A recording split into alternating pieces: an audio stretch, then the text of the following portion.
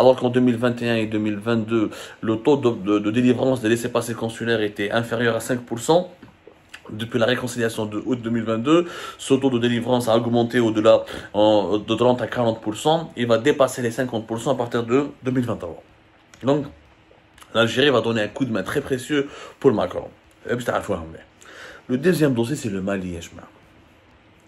L'Algérie est incontournable pour la France, pour le Mali, qui est dirigé en ce moment par une junte militaire totalement hostile à la France et qui veut se tourner vers la Russie et qui maintenant essaie de se tourner vers l'Iran et qui est prête à collaborer avec toutes les puissances mondiales, sauf qu'avec la France, parce que les militaires maliens estiment que la France est la principale responsable du désordre de la division du Mali, du désordre malien, et que la présence militaire de la France au Mali n'a rien rapporté de bénéfique au Mali. Au contraire, elle a renforcé le poids des groupes armés et le Mali est sur le point d'être divisé, morcelé, et les militaires maliens pensent que la France joue un double jeu, que ce qui l'intéresse c'est juste semer le chaos au Mali pour maintenir sa présence militaire. Le retrait progressif de l'armée française du Mali au profit de l'arrivée des Wagner et des forces paramilitaires russes inquiète beaucoup la France, et la France sait très bien que seule l'Algérie peut la supplanter dans le Mali, seule l'Algérie peut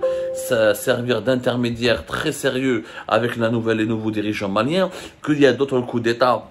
Il y a eu entre 2021 et 2022 plusieurs autres coups d'État en Guinée, en Burkina Faso, avec toujours l'arrivée au pouvoir de nouveaux dirigeants anti-français qui veulent se diriger vers la Russie, qui veulent traiter avec la Chine, parce qu'ils estiment que la France a soutenu les régimes précédents, que la France, son rôle n'a jamais été bénéfique, qu'à chaque fois que la France intervient dans les pays de l'Afrique subsaharienne, c'est juste pour déstabiliser davantage ces pays afin de les maintenir dans une situation de soumission et de servitude. C'est du moins ce que ces dirigeants de ces pays de l'Afrique subsaharienne, c'est comme ça qu'ils perçoivent le rôle de la France. Pour le Mali, l'Algérie est la seule dernière carte de la France. C'est elle qui peut intervenir militairement au nom du Mali, c'est elle qui peut protéger les frontières avec le Mali, c'est elle qui peut empêcher que le lobby russe domine entièrement le Mali, c'est elle qui peut réconcilier les militaires maliens avec la France, et c'est elle qui peut s'impliquer dans les problèmes maliens pour rassurer que le Mali n'explose pas. Et si le Mali explose, c'est tous les intérêts français dans la région qui vont du Niger jusqu'au Tchad, voire ensuite jusqu'à la Côte d'Ivoire, qui seront menacés. Parce que l'explosion du Mali va créer un foyer de déstabilisation majeure de toute l'Afrique centrale et l'Afrique de l'Ouest. De toute l'Afrique centrale et l'Afrique de l'Ouest. Ce qui va vraiment compromettre des intérêts énormes, les intérêts énormes de la France dans la région. L'uranium au Niger, les hydrocarbures au Tchad, la lutte contre le lobby russe en Afrique centrale et dans d'autres pays d'Afrique subsaharienne, l'instauration de régimes islamistes très hostiles à l'Europe et à l'Occident, si les groupes islamistes arrivent à dominer le nord du Burkina Faso, le nord du Mali, ou là, s'ils arrivent à s'instaurer ou à infiltrer d'autres pays très alliés de la France, comme le Bénin, ça, le Mali est vraiment, la France a toujours voulu que l'Algérie l'aide dans la lutte, dans ses efforts pour maintenir son leadership en Afrique subsaharienne notamment au Mali, et pour protéger ses intérêts. La France toute seule n'a pas les moyens financiers, ni les moyens militaires pour dominer une région aussi vaste que l'Union européenne, qui est l'Afrique subsaharienne, notamment le Sahel, le Mali, le Niger, le Burkina Faso, le Bénin ou le Tchad. Elle dit, c'est très important pour vous de le savoir. La troisième carte qui a poussé Emmanuel Macron à se rabibocher avec le régime algérien, c'est le Maroc. Les Marocains, à leur grande dame, ont servi à la réconciliation entre Alger et Paris. Pourquoi? Parce que depuis la reconnaissance des États-Unis d'Amérique de la souveraineté du Maroc sur le Sahara occidental, décembre 2020, et l'alliance qui a été bâtie entre le Maroc et Israël durant toute l'année 2021, jusqu'à une alliance militaire en novembre 2021, a permis aux Marocains de bomber le torse. Les Marocains, maintenant, ils snobent la France. En tout cas, en 2020, en 2021, ils ont snobé la France. Ils ont snobé la France, ils ont snobé les pays européens. Les Marocains se sont dit, les États-Unis d'Amérique sont avec nous, on a Israël avec nous, le grand lobby israélien, un État puissant, militairement puissant, on n'en a plus besoin des Européens. C'est pour ça que le Maroc s'est permis de faire du chantage à l'Espagne, et c'est pour ça que le Maroc s'est permis de snobber, de mépriser la France. Le roi Mohammed VI ne répondait plus au téléphone à Emmanuel Macron. Les Marocains ne voulaient plus traiter avec les Français. Les Marocains ont commencé à faire du chantage à la France. Ou vous faites comme les Américains et les Israéliens, ou vous reconnaissez notre souveraineté sur le Sahara occidental, ou on vous parle plus, on vous traite pas, fini les privilèges de la France au Maroc, fini cette relation d'amitié, d'alliance particulière et privilégiée du Maroc avec la France. Le Maroc a fait un virage 100% américain et israélien. Ce qui a beaucoup énervé les Français, parce que les Français se sont sentis rabaissés, se sont sentis humiliés, se sont sentis trahis, alors que les Français ont toujours utilisé leur veto au sein du Conseil de sécurité pour empêcher que la question du Sahara occidental et le lobbying du Polisario de l'Algérie de déstabiliser la position marocaine. Les Français, les Marocains, les Marocains, maintenant se sentent supérieurs à nous. Maintenant, c'est pour ça d'ailleurs, il y a eu le scandale de Pegasus en été 2021. Ensuite, il y a une série de malentendus entre la France et le Maroc. Et jusqu'à aujourd'hui, il y a une crise politique entre la France et le Maroc qui n'arrive pas à être résolue. Le Maroc, officiellement, mazal yaqoul, c'est bon, il n'a pas besoin de la France, il veut tourner la page, etc.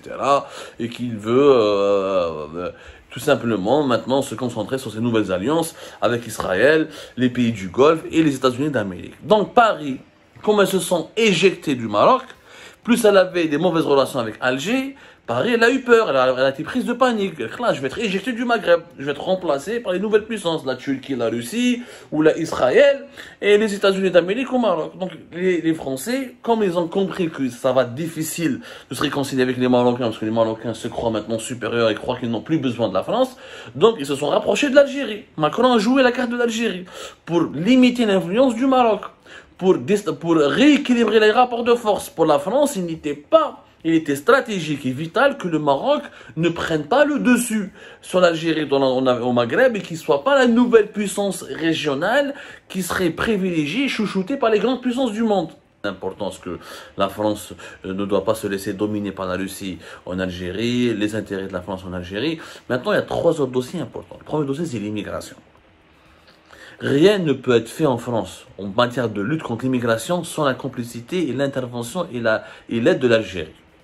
Si les autorités algériennes ne donnent pas leur accord pour délivrer les laissez-passer consulaires, pour contribuer au rapatriement des haragas algériens et migrants clandestins irréguliers algériens sur le territoire français, s'ils n'interviennent pas, si les autorités algériennes, les dirigeants algériens n'interviennent pas pour collaborer avec la France afin de juguler et limiter l'impact de l'immigration clandestine, l'immigration sera incontrôlable en France.